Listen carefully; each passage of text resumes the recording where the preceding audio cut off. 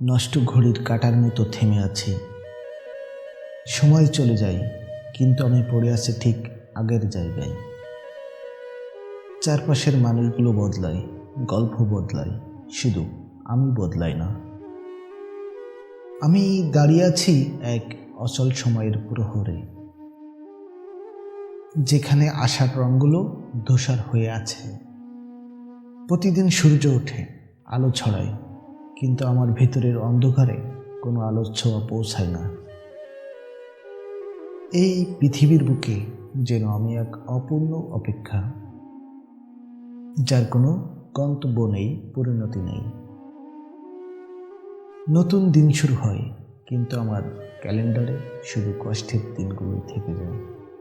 লোকে বলে সময় নাকি সব কিছুই ঠিক করে দেয়, কিন্তু আমার সময় তো বিকল।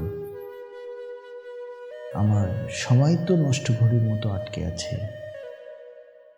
আমি যতই চাই নিজেকে বদলাতে, নতুন করে হাঁটতে, ভেতরের জমে থাকা ব্যথা আমাকে বারবার ফিরিয়ে আনে সেই অচল মুহূর্তে,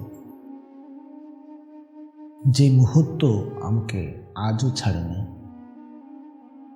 আমি জানি এই ছেড়ে থাকা আমার ইচ্ছার না, আমার অসহায়তার নাম। তবুও বেঁচে আছি এই আশা নিয়ে যে